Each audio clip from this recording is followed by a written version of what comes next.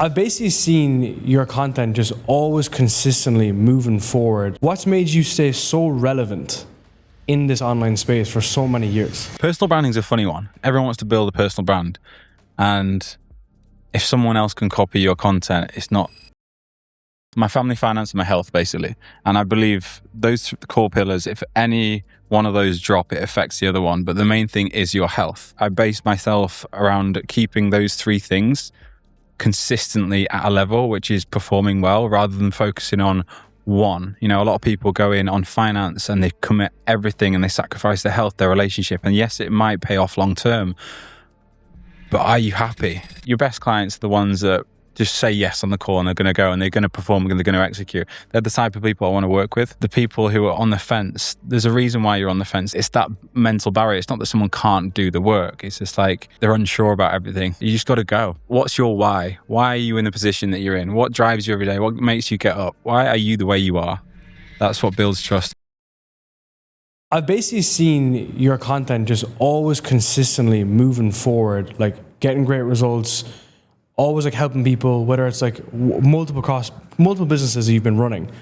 What's made you stay so relevant in this online space for so many years? Thank you.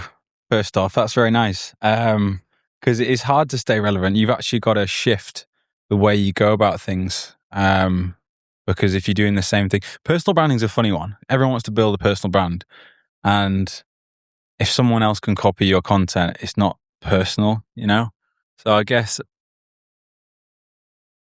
just being, sounds cliche, consistently being me, you know? And I am fucking consistent with what I do. I'll give myself that. And I've got a pretty good core beliefs that I kind of stick to. What are they? Family, finance, and fuck. No, so and my health, my family, finance, and my health, basically.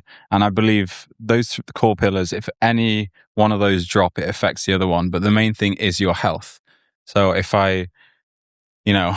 people, when I'm speaking to to clients now, for example, business owners, these people who are super successful, but they look like a bag of potatoes. They're not happy when they look in the mirror, but when they take their watch off and they take their suit off, and if their health is bad, they won't have those finances, and they might be all right now, but when they get to 45, 50, it's not going to be there anymore. So if any one of those pillars drops, or your health isn't great, it affects your relationship. If your finance is great, it'll affect your relationship. If your relationship's bad, you're not going to be working right. So I think I base myself around keeping those three things consistently at a level which is performing well, rather than focusing on one. A lot of people go in on finance and they commit everything and they sacrifice their health, their relationship. And yes, it might pay off long term, but are you happy?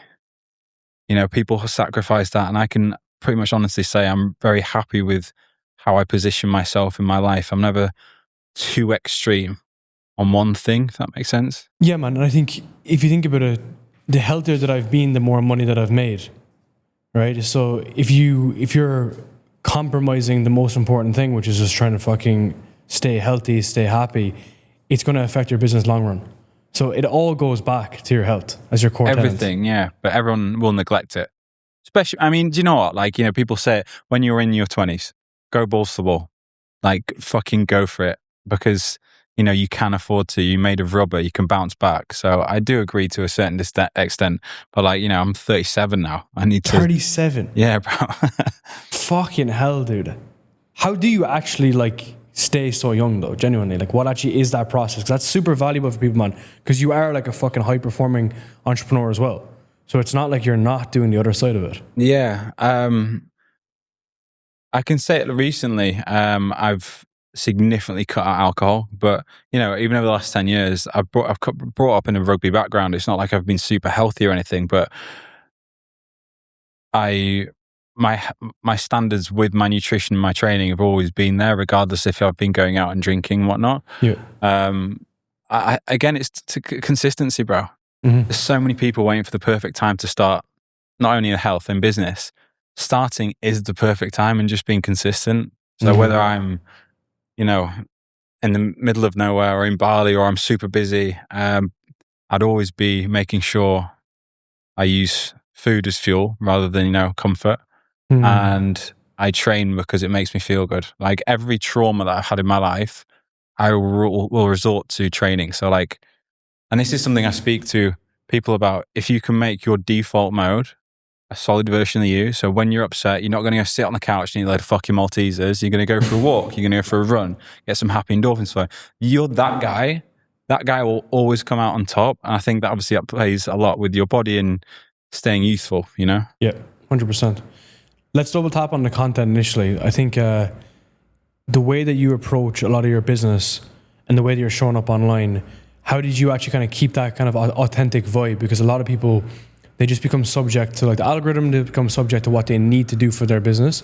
But you pull in a lot of your values really well and you show yourself and you show your beliefs really well online. Is your sales process right now an absolute mess? You have a spreadsheet, tracking a spreadsheet, you're trying to use a Zapier flow, and everything is just kind of falling apart. Well, scaling your high-ticket sales team is tough. Getting to the next level with your sales team is difficult, and you need the right platform to get there. Check out Aura down below, and you'll see exactly how to track every inch of your sales process, from scheduling your calls, tracking your leads, tracking all your analytics, and most importantly, all the closes inside your business. Aura is the only sales platform that does full end-to-end management of your sales process. This is the main solution right now for high-ticket sales teams to optimize every inch of your sales process. So if you're a coach or a founder or an agency owner, check out Aura for a full free 7-day trial.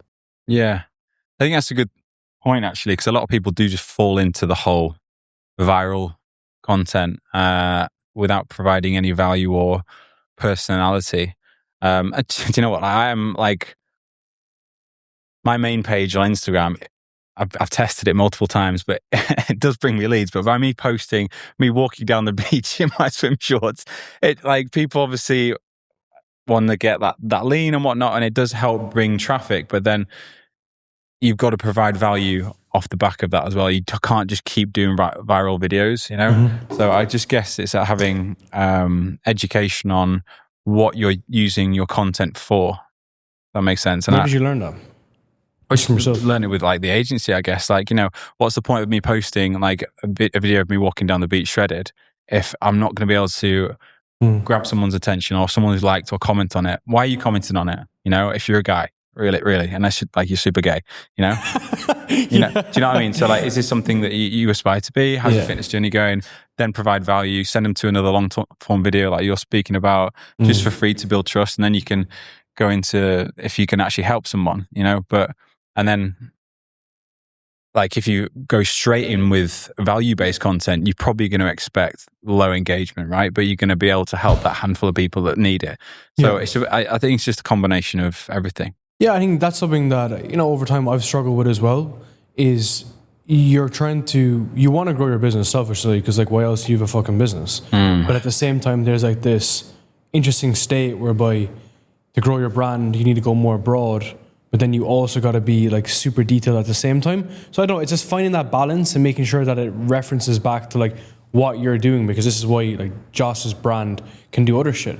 Like you run events, you run masterminds, there's other stuff underneath your surface than just what's online. Yeah, I think I've learned a bit about myself about even the people who are coming on the next mastermind, bro. Like one of the guys, he's sold his business for 110 million.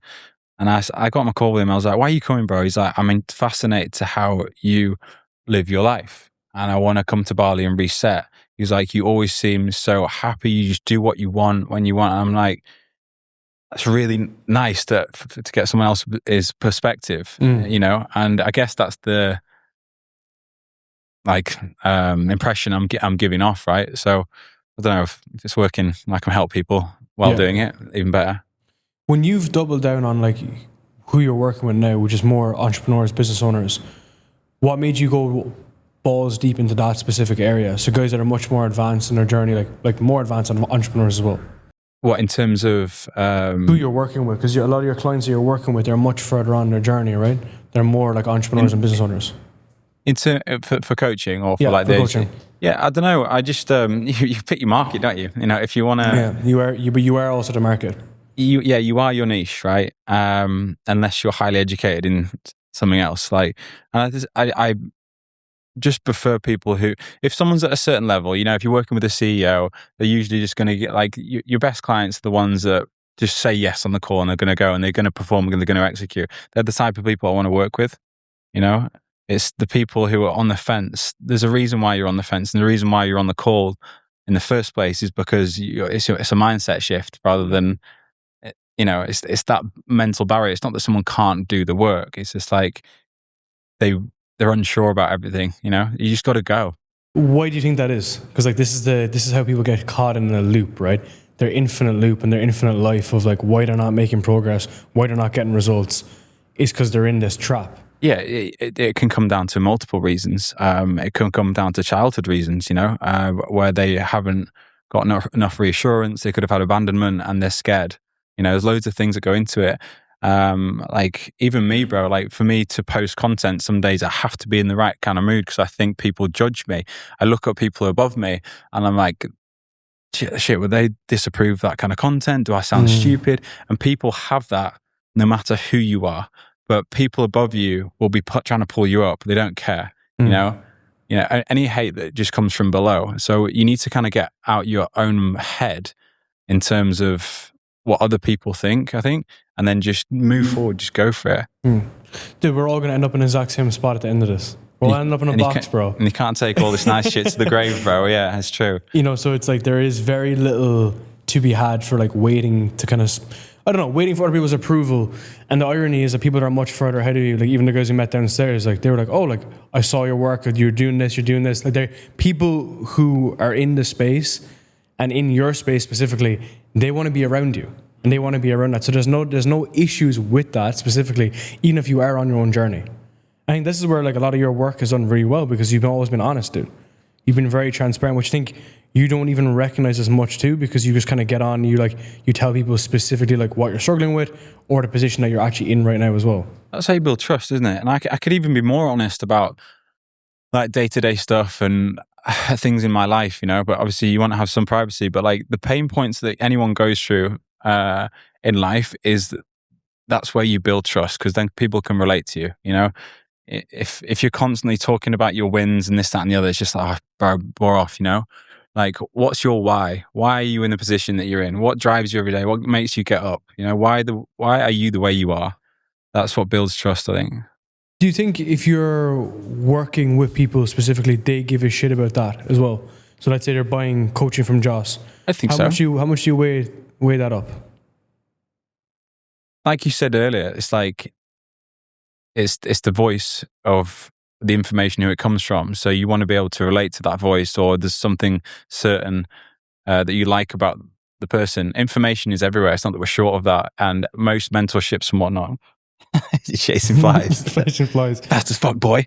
It's not that we're short of information. Most information is just packaged differently from other people. So you got to find the person who you either relate to or you like, that you want to work with. Yeah, that's the whole idea, right? Is like now that, especially with AI, you can just grab anything out of fucking finger. It's implementation. It's the nuance. It's the implementation. It's the small subtleties that I'm like, I like Joss, I like Darren. What is it specifically I'm getting from that person versus like something like very fucking vague? Does that make sense? Yeah. Dude, it's like shit is like beige, right? Like things are just beige. People are just kind of sitting in like the no man's land because it's easier for people to post content. It's easier for anyone to launch a business now. So it's obviously still hard, but it's not like it's not possible. Yeah. So the reason why, you've been consistent and consistently made fucking results and got results is because you've been sharing those values. It's just adding context. Context, yeah. What's your version of it? Add some fucking color to it. The information's there, Yeah. How have you pulled in some of your life into your content too? So obviously, you're soon to be father.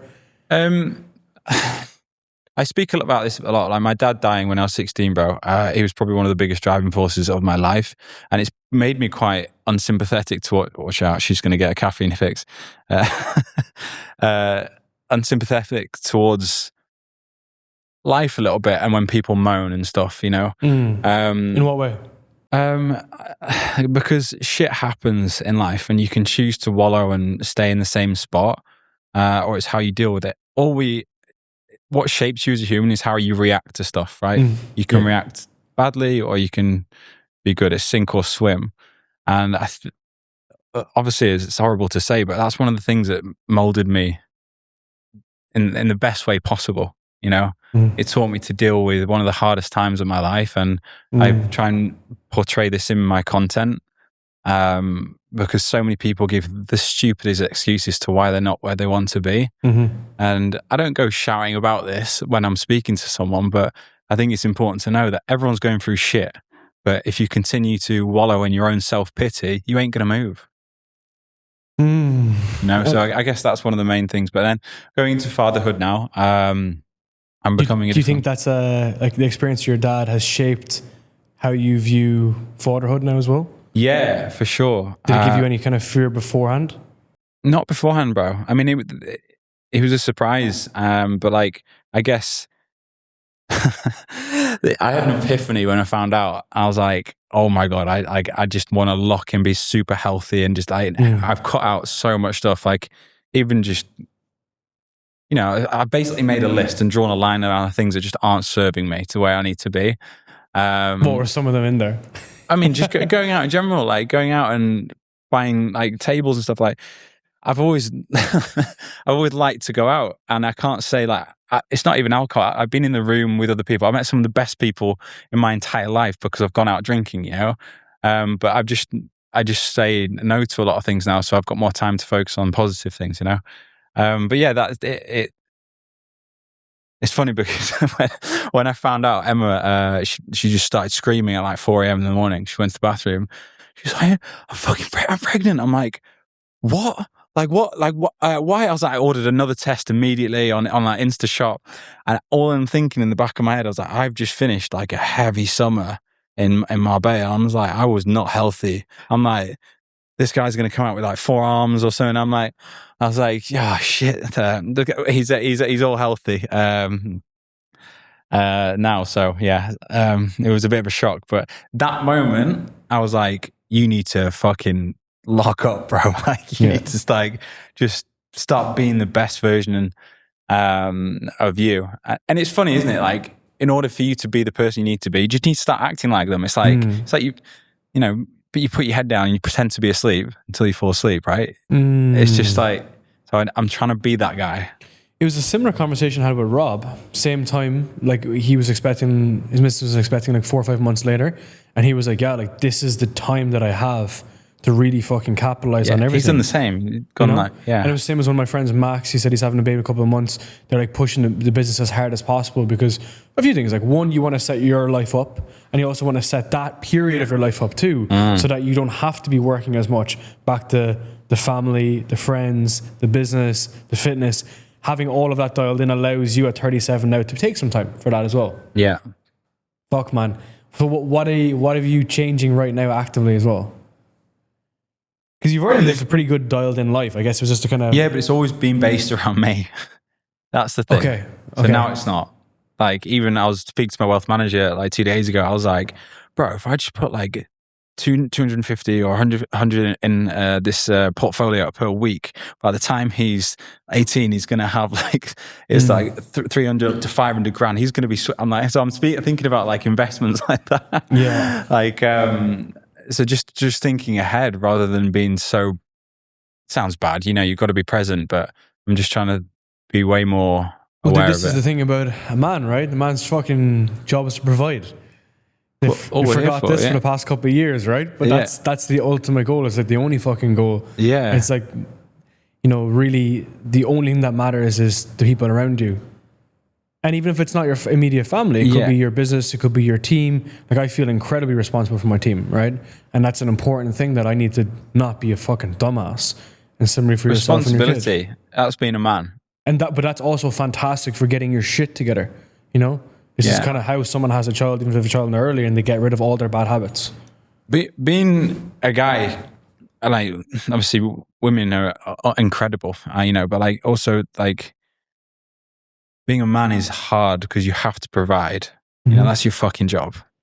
And I think as a lot of stuff keeps popping up on Instagram about this, you know, like when you have this responsibility as a father or even a business owner, you actually, like the 3 pillars that I'm talking about, you want to provide so bad because you fucking need to. You start neglecting your wife, you start neglecting your health. So you've got to be very careful of it, of what kind of route you're going down. Like even recently, Emma was like, "Josh, you're working too much." I'm like, "All right, we'll go on another date night."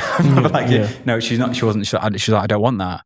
Just be present with me for a bit." And I was like, "Okay, these are the conversations that I like talk to me on this kind of stuff." Because people don't do that. And then it's 10 years down the line and then you've got like broken parents, like divorces and stuff. Before we move any further, I have one short question to ask you. Have you been enjoying these episodes so far? Because if you have, I would truly appreciate it if you subscribe to the channel to help more business owners grow their online business today.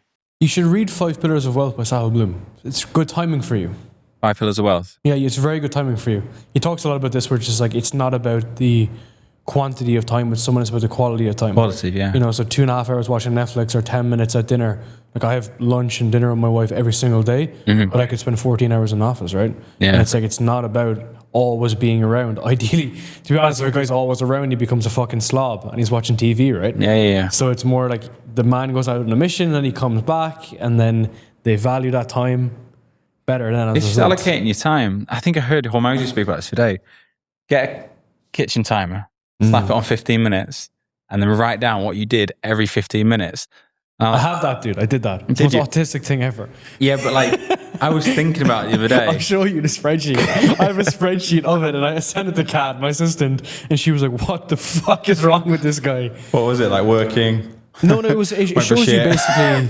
It's actually part of Dan Martell's book. It breaks down like what you need to delegate, what you need to automate, what you need to outsource. Yeah, I love that. Yeah, and then it's the other part of it. Then is like what you need to hire for. So this is kind of something people don't realize. It's like a lot of the stuff that you do in your business, like you're probably great at, but you probably could get someone who's actually better than you at. Yeah, for sure. So I give you a typical example for us is like ads. Like I could run my own ads, but I don't. I have to get someone to do it because he's meant to be better than me at doing it. Yeah. Does that make sense? So I did this, like, it's like a time audit, basically. And especially if you're going to have fucking kids or whatever, you're like, whoa, I waste... Even working, dude. Like, I'm working on something and it's taking me 2 hours and it should take me 45 minutes. Yeah, no. I think also getting over your own fucking ego to let that job go is very important. Mm-hmm. Then again, you need to have confidence that person is usually better than you. Like we've got this guy called Andy, who works for Apex, and he's incredible, bro. Like he just gets everything done, and he's the type of person that we're speaking about now. You're just very confident. He can do the job better than you. Yeah. Yeah. And you want to assign that time to those people, How are you building your business right now? So specifically the coaching business, I'm really intrigued at that. So is this how big is your team? How does that function? Team's tight, bro. Really? There's like 4 or 5, 5 people. And then we've just hired a new ads agency that I've got on with, who are in the US, a bit of a time difference, but just gonna push hard on ads this year. But I've been so blessed with my organic traffic that comes through. And because obviously high ticket margins are great, and I'm quite a firm believer of getting to a certain limit and staying there because I don't want quality of work to drop, Can you explain that? Yeah. So for example, hitting 6 figures and kind of just specifically staying there rather than going to like $250,000 per month with my coaching with that, because my margins are great. One of my friends does hit 200 grand a month, but his margins are not great because his team's so big and he's doing this. So again, going back to my 3 pillars, I don't want to sacrifice more and bite more than I can chew off. I'd rather sit at that level and then make other investments with the money. Do you know what I'm saying? Yeah. Because I feel like a lot of people want to just keep going and going and going and going. And like, yeah, money's fantastic and all that and building that. But at what point are you sacrificing the quality of work, your time and your family, So, well, dude, it's interesting, right? You're coaching people on this. So you have to do it for yourself. You're a fucking hypocrite if you're not. Exactly. Yeah, I know. And it's and it kind of like contradicts what we were doing with the agency. We're kind of helping people to grow a lot, and like you're trying to get people to the X level because people just want to keep growing. But I'm also saying, no, like just make sure, like, are you good as a human? Like, are you actually okay? And that's kind of always, there's a mental battle between me and the agency. I want to help people. Obviously, you know, hitting your first 10K is amazing, getting your first 6 figures, all this kind of stuff. But like, don't break yourself. Live a good life. That's kind of my philosophy on a lot of it, you know. Just be happy. And I think too many people get caught up watching too much of fucking Andrew Tate's content, and they too much Hormozy videos. Yeah, Hormozy videos, or like, you know, just wanting to be hitting crazy figures. And I'm like, yeah, that's cool, man. That's amazing. But what are you sacrificing? I think like for a lot of people, and this is where it's interesting, because like the coaching industry is a very interesting space, because coaching is, you can make a lot of money, but it's not scalable. And what I mean by that is, to make more money, you have to do more work. So you either build a foundation whereby you have some really good people that can fulfill more people for you.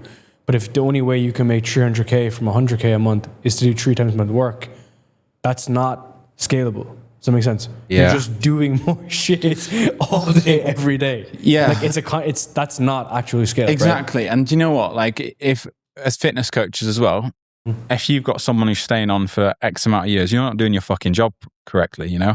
If you want to, realistically, it's 6 months. If you coach someone correctly for 6 months, they should be able to go away because you've built disciplines, habits, you've taught them exactly how to get there if they ever go backwards, you know, and they should be happy. So you have to keep getting new clients. There's no like you know, the retention is not there long term, you know, which is tough in the fitness space, I think, as well. But yeah. So your organic is fucking crazy because like you're getting so much volume coming through. So you said you're going hard on ads.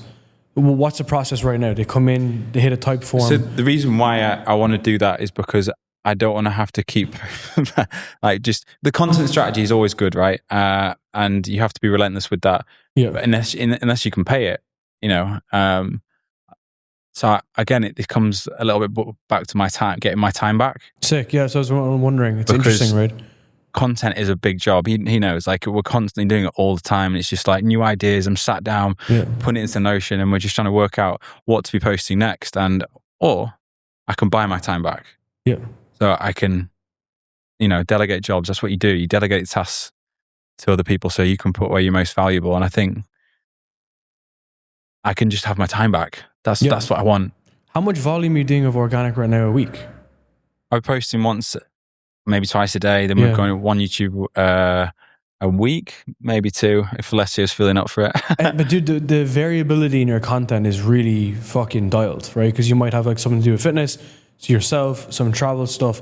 Like that takes a lot of mental bandwidth. I know it's like boohoo, like you're a fucking creator, but it's like there's a lot of nuance there that people miss. And that's why, like, at 37, like, you're pretty fucking dialed into the content world when like a lot of it is being ran by like 21-year-olds, you know? Like short form is getting tougher to be competitive. Does that make sense? Yeah. It's like, it's more formats. Like even one of our clients, Ben, like he is an agency based off basically doing formats. You know Brian Mark? Yeah. He runs Brian Mark's content. He blocked me. No way. Never spoke to him before in my life. But what? He's just an angry man, isn't he? Really? Fuck. Okay, I did not know that. He had beef with Dan Martell because apparently they're from the same town, aren't they? Yeah, so obviously Brian's words, not mine. Like it was, he claimed. I heard this. He accused that he took Dan Martell's like one of the nicest dudes ever. And well, it's funny. Let's actually just take an example of that. So what it was he said that he took his scripts for Sell by Chat, and he asked him and he took it and he put it into his program. Now, when I looked at the scripts look like a fucking my scripts. Like they're just general. Yeah, they're general, saying like, hey, like, are you looking to grow your coaching business? If so, I have a free training for you. Now, to be fair, it was very clear, like very specific, like very similar. But at the same time, man, like this isn't Facebook, and that guy was Eduardo that worked at Facebook that stole Mark Zuckerberg stole this IP from this guy in Facebook back in the day. That's what the big claim is. It's not Facebook, like it's fucking coaching. Yeah. So like there's no IP in this, right? There's nuance in online space, and there's preference. So someone want to work with you out of preference, but there's no IP. Let's be fucking clear. It's the internet. It's fucking free. Yeah. You know? So I think these things are interesting to But analyze. it's like you didn't create the wheel, bro. Just like relax. But anyway, yeah. So I think it's just because he's got his mentorship and he was doing well, and he obviously we were signing coaches, so it's just like I think that was that, but I didn't know why. Yeah, cool story. Yeah. So you have the organic. You're putting, and I'd love to get some insight as well if you can go deeper on this. Like, how do you plan the content? Do you spend a lot of time doing research on shit? Like, I'd love to really kind of go deep on that. I think it'd be very valuable for people too. I think a lot of the stuff now, we try and do in long form just to create time, and then we chop it up into small clips. Really? Just, yeah, because like, you know, if you're literally doing a day, like we found this, if we're doing a day for short form and then doing long form, it's, you just, you know, you could kill two birds with one stone here if you're giving value in your long form content and you can chop it up, because it is a volume game as well now. There's so much, everyone speaks on it. You got to be doing more, but if you're doing more and it's just more for the sake of it, it's kind of pointless at the same time. Exactly. Yeah. Exactly. Yeah.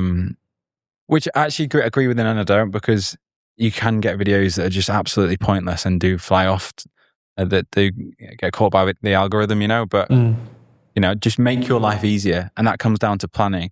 Like there's so many times, like years back, even sometimes now, if I'm having a crazy week and I'm disorganized and he comes up on one of the content days, I'm just like, oh shit, right, what are we doing now? And I've spent like an hour sat down trying to work something out, racking my brains, and we go do it and it's half-assed.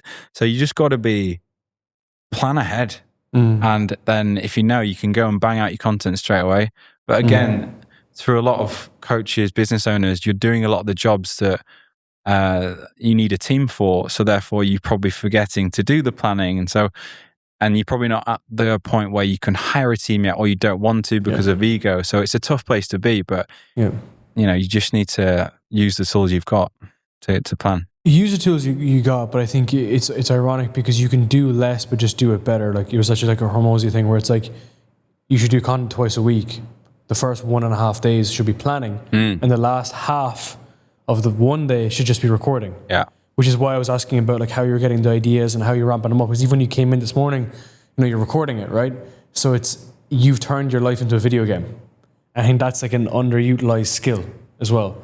It's all content. Look at these guys now, these streamers, you know, they are providing no value, but they're getting paid an absolute fucking fortune because people just want to watch their life. Now, if they were to provide value on there while they're doing it, that's just going to be golden nuggets. But because people are following them and watching them, they're associating themselves with these guys, and you almost trust them, you know? Yeah.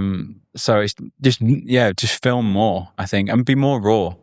And I guess that's, again, going back to the mental barrier. People are scared to be themselves because they might be scared of what other people think of them. Are you an agency owner, coach, or consultant looking to scale your online business? At Volks, we help business owners scale their online business with content. We help them specifically build a high-ticket offer, create content that turns into clients, and also help them with the sales process to make sure every single call that's booked in your calendar turns into a client. If you want to see more about exactly how we do this, hit the first link down below and watch a full free training on how smart entrepreneurs are building a business in 2025. Yeah, and I think I've struggled with that. I think the reason being is because I started with a podcast.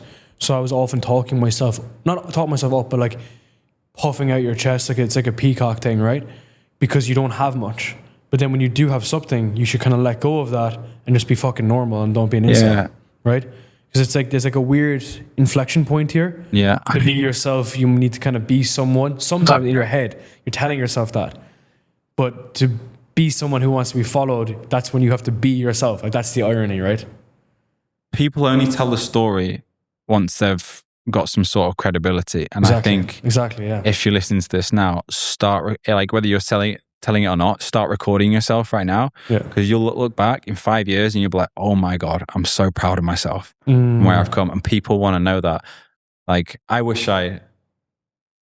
so fucking old. I wish I just recorded stuff. It wasn't like stuff, you didn't record stuff back then as much. And didn't have internet back then. Yeah, didn't have a fucking dinosaur. But I wish I had more content of when I slept on a gym floor, when I was PTing and all this kind of stuff because it'll Do be photos. like fuck all, bro. I had like a BlackBerry, and I obviously just, I threw away these things. You know, no, I've got like snippets here and there. If I go Facebook, like fucking 20 years ago, there'll be some in there. That would be very valuable to put up for people, right? But like, for example, I've got this picture of me 10 years ago in red shorts, and I just keep busting it out because I'm in Thailand and I was going through a bad stage, just just absolute wreckhead, just traveling, bad relationship with who I was with in life, and I reposted it. I was like, damn, I wish I had more photos of me when I was fucked up. Yeah. you know, like, because it provides, people can see the difference, It provides context. Yeah. Man. Like, if you look at my first YouTube video, I literally looked like a fucking nerd. Just looked like an absolute. Yeah, but like, if you repost probably the way you were speaking and the way you show up compared to where you are now, you were probably there would be one tone. It'll be like, very sat up straight, all this kind of stuff. So, and that attracts people, right? It attracts people because, oh my God, he started there, and look how comfortable he is now, and where you are, you're doing amazing. So people need to see more of that. Yeah, you're not like an incel. I think that the big TLDR here is like, you're not meant to make it perfect, and that's the whole point. And I even see this when we're working with people, like the guys that are successful in one domain, they want it to be perfect from the beginning in content, and it's like, you don't need it to be. No. Like, even when they are like super successful. And it's funny because that's the story of Dan Martell. I had such a great podcast with him on this. Dude, he was creating YouTube videos for 9 years, and he was getting like 2,000 views a video. Now and then all of a sudden in 15 months, about 20 months, they went up to 200 million views a month. He's on about 2.5 subs, isn't he? Like, it's fucking crazy, dude. Yeah, it's wild, man. And I think the way he phrased it is like intentionality, right? And this is the hormozy thing again. It's like, instead of just getting up there, after a while, instead of getting up there and saying blah, saying fucking anything on the internet, they just slow down, they sit down, they're like, okay, I want to create this in this intentional way. It's going to evoke this emotion. Let's go. I'll never forget. I remember he was saying about they spend 45 minutes looking at the outline of a video to make the word seem simpler. So instead of using the word revenue, they'll use money. Instead of using the word churn, they'll say lose clients. Instead of using the word client, they'll use the word people. Clear, not clever. Yeah, and I thought it was fucking so smart, Yeah. And even with their like hook structure and YouTube videos, I felt like a dumbass. Like, I was literally sitting here like writing actual notes in front of the guy. And yeah, man, it's wisdom, right? And the second side of it there as well is that, you mentioned about the unfortunate event with your dad. It's like, that gives you scars that you can share, and it's fucking valuable because most people are selling their wounds, bro. It's the difference between you and everybody else, right? They're running around selling their wounds, and they're like, hey, I feel this, do this. Yeah. You're saying, I learned this from a scar. Here's how you can apply it. And I think that's why people invest in you as a person.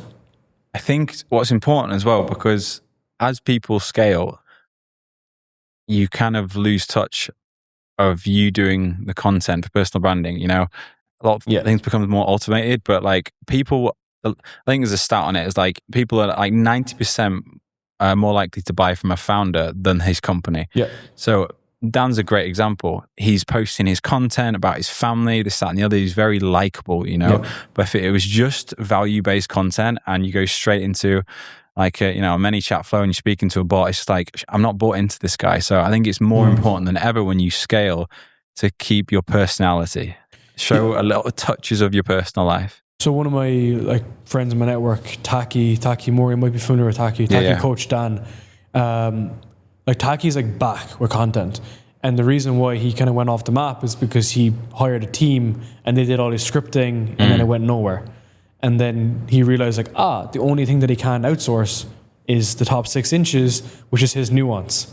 So that's why you can have a sales team, you can have a delivery team, but your voice and what's coming up in your brain right now is that's the gold, effectively, right? Yeah. And we kind of all go through that journey. We've even gone through that journey. I think we've even had the reflection too, which is funny. It's even our ads, one of my good friends, Jordan Platten, who bear in mind runs agencies, he was like, bro, you can't outsource the scripted ad. He was like, that weird thing that you do that gets like all amazing results for people, you need to sit down and add that in. Because if you don't, you're just going to be ChatGPT. That's where they're getting their fucking scripts from anyway, right? Does that make sense? Yeah. It's just like that fucking weird thing that you know, that's the thing you should be doubling down on. So I'll give you an example for us. We have like 2 phrases that we use, which is like one called chewing glass.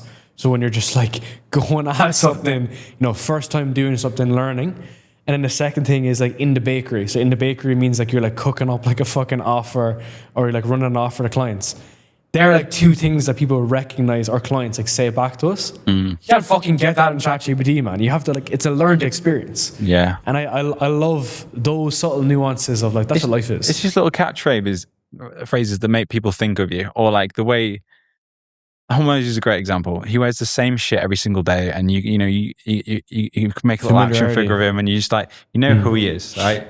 Or like Adam Sullivan from Australia, like he's got cunnies. Like he calls his clients cunnies, cunts. So he's like, and so his whole brand's he's got like gummies. He absolutely kills it. And you just think of that guy, and all his thing is he gets a banana and speaks to it on his phone, like as a phone, like part of his content. And it's that's who you think of. So it's about those little things. This is what AI can't take away from you. Be fucking weird. Find something that's you. Like I wear this outfit pretty much all day, every day. I'm turning into like a little action man. If there's an action figure, this will be dressed like. Kind of look like one, bro. Yeah. Like a rubbish version of The Rock out of Fast and Furious. Just need a bit of my baby oil. But yeah, I think finding something that is different, that breaks you away from just information in the market. Yeah. For your events, your masterminds. Yeah. So you've been running them for quite some time, man. This has been my 3rd one. You do one every year? I will do, yeah. I would like to go maybe pushing it to 2. I think it was more of a hobby. I'm a people person, man. I like bringing people together. I love having good conversations. And I think a part of that was because I'm so online. I miss actually like that connection a little bit. You bring, the vibe. You bring like a room of ambitious people together. It's electric, right? And it's giving me goosebumps, isn't it? And it's just nice. Like, and I get so much value back from it. Same.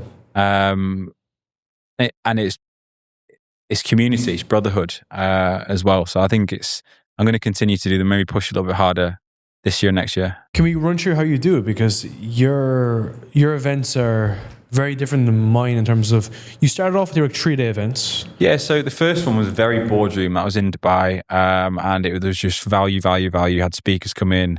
Me and Jamie were doing talks as well. And then we went for dinners on the evening and stuff. And then I was like, I want to go one step further. I want to spend more time with the people. I want people to bond. I want people to go away with this and be like, these guys are all my friends now. Yeah. And so we did Marbella, where we stayed in a villa. Again, it was 4 days. That was last year. Last year, yeah. I was in Marbella at the same time. I was speaking of Rob's event. I still need to apologise. So I went to the wrong Rixos when I went. Oh, that was in Dubai? Yeah. I felt like such a dick. Bro. What was that place called again? The Saunders. The Sonder, yeah. So you were at the Rixos in downtown, and I went to the one in JBR. I felt like such a dick. It took me so long to get there as well. Sorry, bro. It's all right, don't worry about it. But so everyone stayed in a lovely villa, and it was the same concept, but morning workouts, meditation, yoga, all this kind of stuff, and then went back-to-back talks, and then dinners in the evening. 4 days, mate, you're wrecked. And the boys, the boys were like, we are zapped, man. Yeah, like, shagged. And that's why this place is the best place to do an extended one. You obviously get more for your money, but like it's more of like it's peaceful here, So we're doing it for a full week. Going to have day on, day off. Optional stuff on the day offs where we go for workouts, go for a hike, this kind of stuff. Experience Bali, but the value at the same time. And I didn't start these with a specific idea of like, this is purely business based or this is like a retreat, but it's turning into a bit of both now. Like some of the guys just want to come and switch off and be around like-minded people, and the value from people who are coming to speak, you'll be able to speak like you can speak into any industry, right? So you're going to be very helpful to the entire room. So it's just about walking away. It's more inspiration. It's like you say, information that we all give, it's all there, but you're in a house with like-minded individuals, you've got inspirational people coming in, you're walking away with a fresh wind to go and implement into your life, you know. I think that's one of the most important things of it. It's a reset, because any problems you've got in your business now, you're not going to fix them because they came from that environment. So you need to step outside that environment, 100%. zoom out, 100%. and then go back into it with a fresh mindset. Dude, I would actually recommend people to buy a mastermind versus buying a program. It's condensed.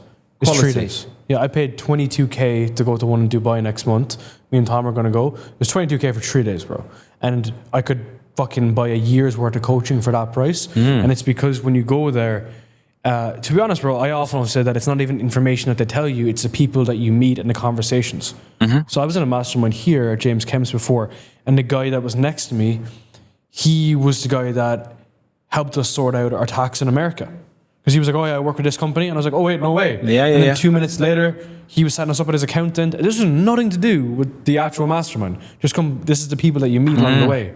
So I think that's even more valuable. So like even, this is our 4th mastermind, bear in mind, in the past year that we're running. That's a lot. That's a lot, but we run them every quarter. And I try almost do less and less per event. And then you want guys to be like liberated to go off and do things themselves. Does that make sense? Yeah. So we're doing like sessions in the morning, then workshops amongst people. Like real kind of like big boardroom styles. And then the evenings, then we have dinners on a few days, but then some evenings they're just going off doing their own stuff. Yeah. And then they can go for food and coffee and whatever. And I think that's where they get it. They pay for the room, right? It's You a pay fucking for the cool room, model. but then obviously you're there. You're so inspired. Like if you've got something to offer them on the back end, the likelihood of them going forward and working with you is very, very high, because they're going to be so bought into the room while you're there. So what's the variety of people that you have for yours? Because Everyone, bro, it's nuts. Like, how do you price something like that? Because like for fitness is just like a weird thing, right? Bro, it's not even like, because it was mainly like business orientated to begin with, but now like, because I love all this, like, you know, just biohacking, health, like the mental aspect of it, it's a bit of both now, and I'm actually leaning more into doing more of like just mental clarity and resetting. Like one of the guys who told you super successful, he's coming, he's like, bro, I'm turning my phone off, I've got one emergency number, my assistant can get hold of me, he's like, I'm coming to reset. Other guys are all different industries. You've got sales, you've got fitness, got a book author, got a guy who's got a successful shoe company in Australia, tech guys.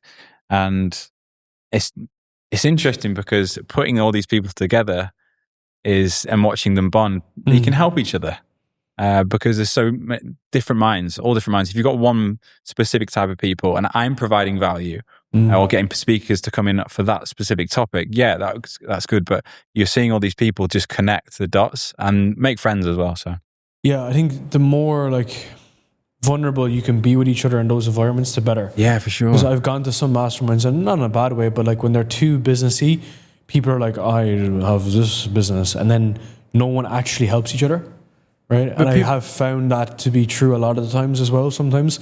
Whereas when they're a bit more open, maybe some guys are a little bit earlier in their journey, they're more helpful. I think that's one of the beauties of bringing people together, because instead of coming in and it's a dick swinging competition, you know, you're actually more open. Right? We're all here because we need something, whether it's like value, a break, yeah. like, you know, I'm the worst guy to come in for giving someone a break. I'm the fucking worst guy to come in. Sit down, you're gonna listen. I try my best. I've seen that place out here. What's that? It's a Bali. Bali time chamber? Yeah, that's it. Yeah. Have you been to it? Have you seen it? Like, I haven't been there. Tom goes there a lot. He goes there you have to go there for a week at a time. And it's like, I don't know how much it is. It's probably like, it's like $100 a day or some shit. And it's unlimited food, unlimited steak. There's a gym there. You work there. It's men only. Should have just booked that place.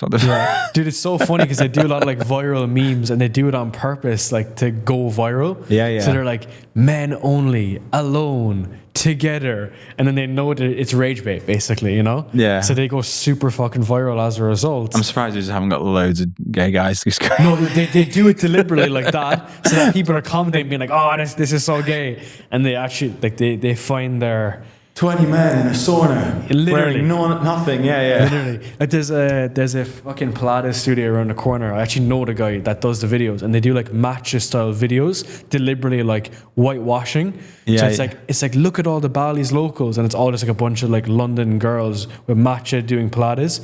Bro, the videos have like 40 million views each. Yeah. And Smart. then as a result, that Pilates studio is always booked out. Oh, and look, it looks beautiful. And it's all fucking white and shit. So it's like that stuff works, bro, when it's done in the right way. Yeah, I've seen that place pop up quite a few times. I was like, I could do with that. Yeah. But it's true. That's like the content that we get for these kind of things. I want people to look at it and be like, I fucking need that, you know, whether it's because it's hitting different boxes, you know, it's not just one thing. Yeah, man. And that reminds me, Magno, we got to do a vlog for ours. Like we did a vlog last time, and it's like, yeah, you want to be able to document it as well for the guys. Louis did that too. But you're in the same villa, right? Yeah. Same villa as Louis. What I'd suggest is actually all the BTS stuff is more valuable than the actual vlog itself of you speaking and stuff. You know, if you want to speak, you got to go. But like all the stuff of you showing maybe if it's nerves, if it's planning, emotions, people buy into that. So 100% vlog it, bro. Like sick, man. Can you double tap on that? Because I think that's what people don't understand.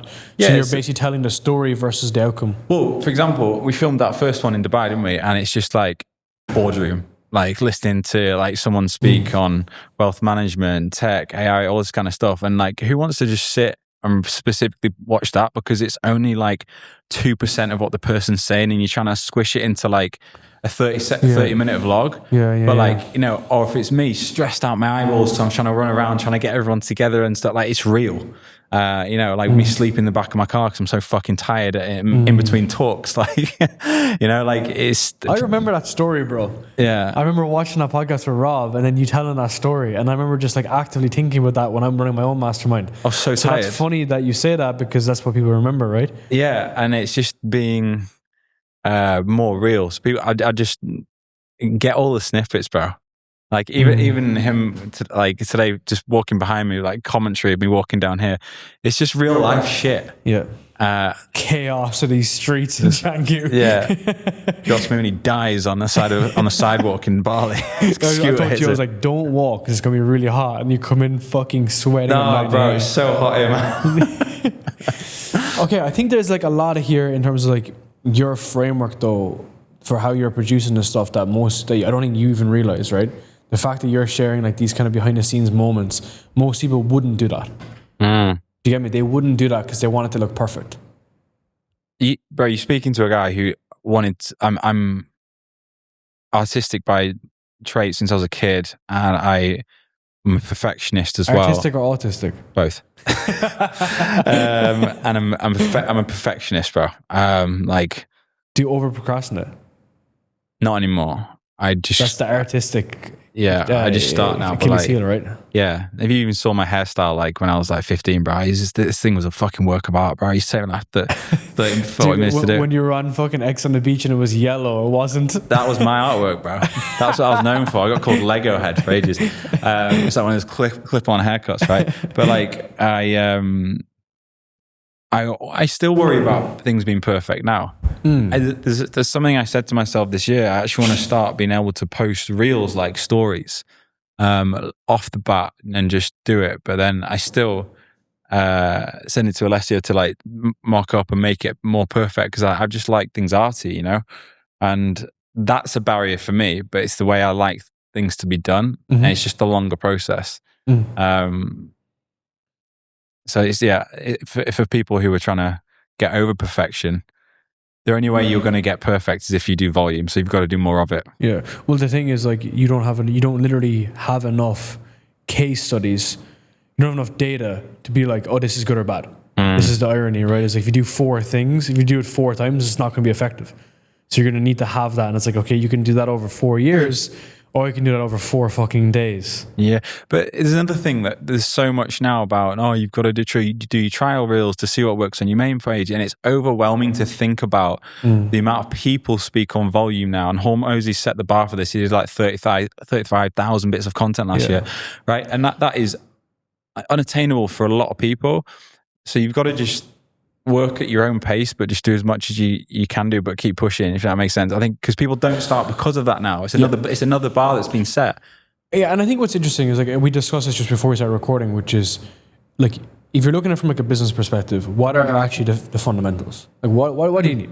And it's like, you need leads. How are you going to get leads? Traffic. Okay, you're going to pay for it. You're going to do it organic. Yeah. Okay, you're going to do it organic. All right, cool. You're going to do it over fucking 2 years. You're going to do it over 2 months. And then, like, what I would kind of say to someone then, if they're not getting the result, it's like, okay, is it actually just a volume issue? Or is it actually a quality issue? And it's like, okay, we diagnose it. This is the same with your sales process. It's like, are you taking sales calls? Yes, no. Are you taking enough of them? Yes, no. Are they shit? Yes, no. So it's like, it goes through like doing, reviewing, iterating for everything in life. For sure. Until it's over. But the gaps in between, and when you're doing everything, when you've got no motivation, because you've got no sales coming in, like, you got a lot. This is where it shows you as a human, like your traits, right? Because these are the people who give up in the mentorships, give up on courses, and rinse and repeat this cycle of going through other people. You've got to look at who you are when you nothing coming in. This comes down to your habits and your discipline, I think, and that's what I like to get people to think about.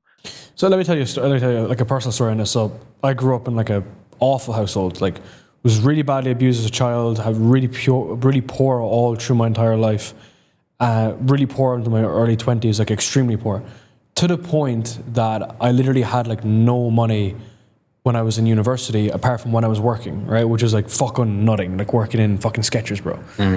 And then it got to the point whereby you experience so much of hell vividly, like you can feel it, that then when shit gets tough, all I do is just think back to that, always. That's exactly where I was. Is I'm going to go back there or not? You think of it. Yeah, and I was telling Kat, because I'm very close with Kat, I had a like just minor issue with just like a bank transaction not clearing. Just like a minor thing last week, minor. And I was like kind of pissed off over it. My wife was like, why the fuck are you pissed off over that? And I was like, it reminds me of when I was a child and I knew I had no money. That feeling. Yeah. And I was like ringing the bank, and it was just, it's minor. But she was like, she was like, you got a fucking ton of money. Why are you fucking pissed off for that thing? And I was like, it gives me the feeling of when I was a kid.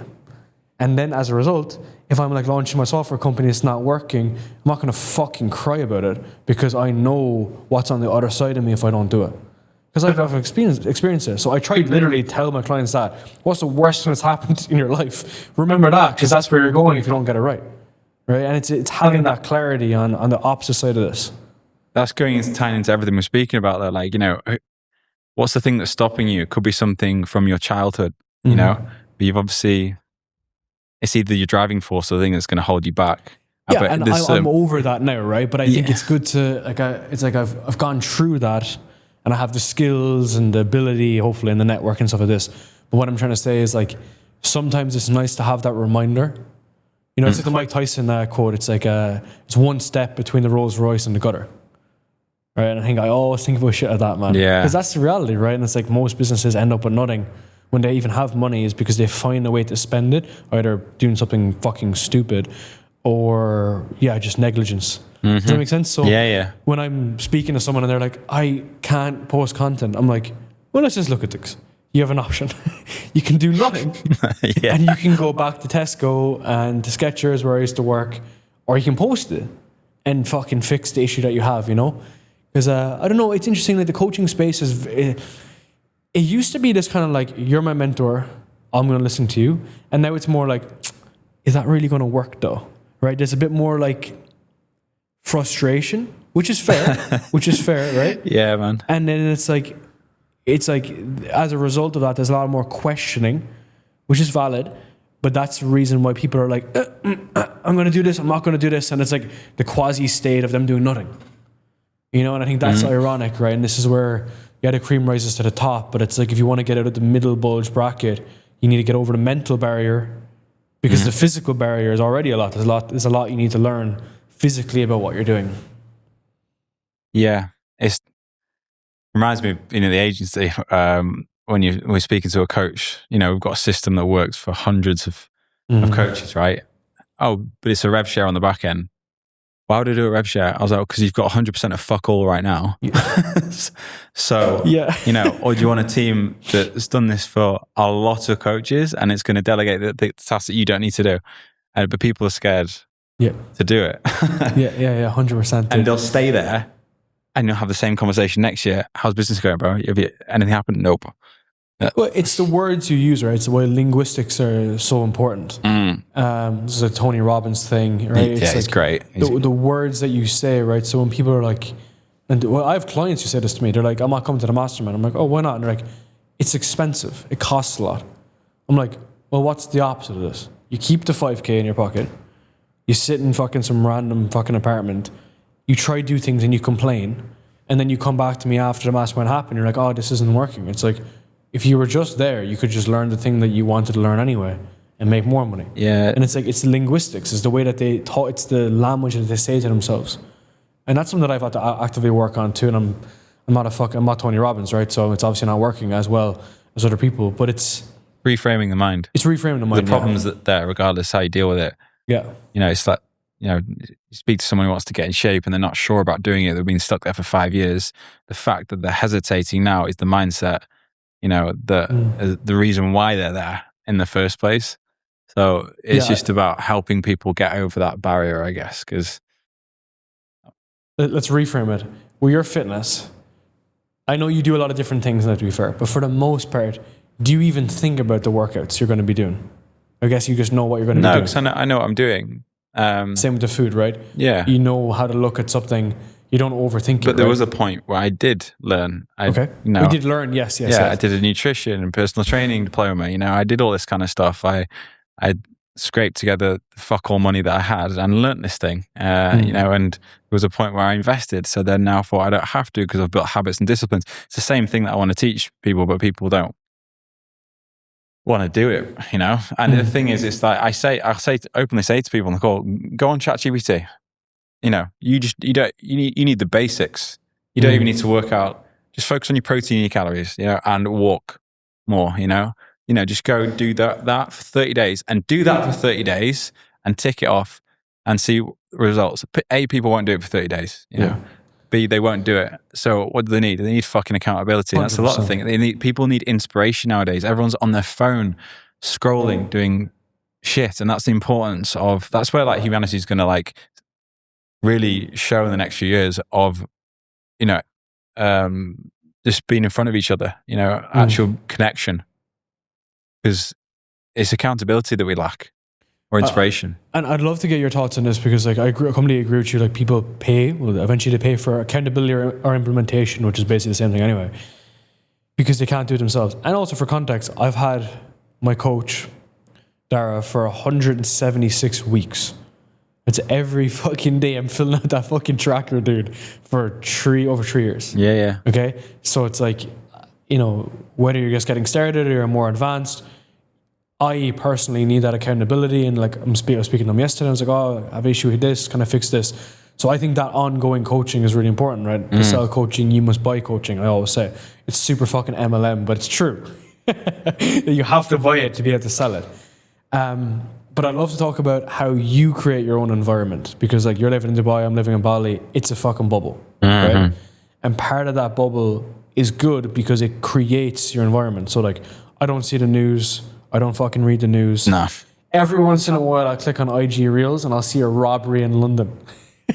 I'll see a jeweler's get robbed, Literally yesterday I saw that. Yeah. So like, how did you create that environment? Because that environment dictates your thoughts, those thoughts dictate your actions. You know, I've always just been someone who I've done whatever I wanted to do. Not in like an arrogant way, but even if I go back to when I had a job in Jack Wills, bro, you know, I was on a lunch break and I was like, this is not for me. I just went out, I didn't come back. And it was like, my mum absolutely hated me, bro. I was a nightmare because I was going against the grain and I wasn't, you know, getting a normal job and all this kind of stuff. And it sounds all cliche, but it's true. I think, sorry, what was the question again? It was to... How did you create your own environment? Yeah, so I think I was just by doing what I wanted to do, just molded my environment, but I did the things that made me feel good. Fitness, which, bro, and it's true, I'm not biased towards it. Fitness builds any human. It creates the best attributes and characteristics that you need to have in every other area of your life. Yeah. And I 100%. feel like the gym saved my life after the trauma that I went through, because it's where I buried all my demons. It's where I put all my energy, and that, builds delayed gratification, discipline, respect, and puts you in the right room, and it makes you can be a broke ass bum, but if you've got an incredible physique, you've got some sort of credibility there, and people will take a liking to you. I trust you. They trust you. You shows you're disciplined. How you do one thing is how you do everything. I worked for one of the fastest growing startups of all time in the UK, and I remember distinctly I had 2 engineers, and one guy was this Portuguese guy. He was a surfer dude, well put together, well trimmed beard, all this kind of shit. Other guy was just super out of shape, just super lazy. He was probably World of Warcraft dude. You could tell. One guy always had the work done on time. One guy was joining the meetings on time. One guy was submitting his work with less bugs or issues. The other guy, and you can guess who it was, right? Yeah, and you're gonna go how you do one thing is how you do everything. Yeah, it will always be like that, bro. Yeah. So I guess how do I build my own environment? I think basing it around fitness. Yeah. Sounds pretty simple, doesn't it? But it's true. I'm just a firm believer of that. But they do say if you find a lazy person, they'll find a way to do a job a lot easier. What's that? Is a quote around it or something? Yeah. Do you know what I mean? They'll find a way. That's quicker. Context is important though. It's like working in a team. Yeah. Right. And it's also follow through. And the small things like this too is this nuance over it, right? It's like this person who's inherently lazy, and we've had our fair share of people that were lazy, they don't have follow through. They can't stick through when it's hard. Mm-hmm. And I think I found this consistently with building a large team. We have a very large team. And it's you can spot when someone's, hiding. Yeah. And when they're looking for the hiding, and they're looking for the hideout, whereas I think of our head of sales, the guy's like an animal. He's just a fucking total animal. And he just everything was by the book his entire life in terms of the way he structured, the way he got results, the way he worked towards things. I think just as a leader, that's what I'm really cognizant of, is because that's what I'm doing. We're hiring all the time. We're always growing, always hiring new people. And it's I'm trying to look for those characteristic traits. And it's if someone has a fitness habit similar to us, they're going to fit in from a cultural perspective. Mm-hmm. And then 2, from a get shit done perspective. But we work 7 days a week. It is what it is. If you don't like it, then fucking leave, right? Yeah. It's a vibe check as well. Yeah, 100%. And it's not always about work, but I mean, when the values are aligned, which is very different, Yeah, it's true. I appreciate it, man. Well, dude, this is fucking sick. You're an absolute legend. I'm really excited for your podcast, or for your mastermind. I hope you enjoyed our podcast as well. And yeah, dude, lots more we can work on as well in the future. Thank you for having me, bro. It's been a pleasure. Appreciate it, dude.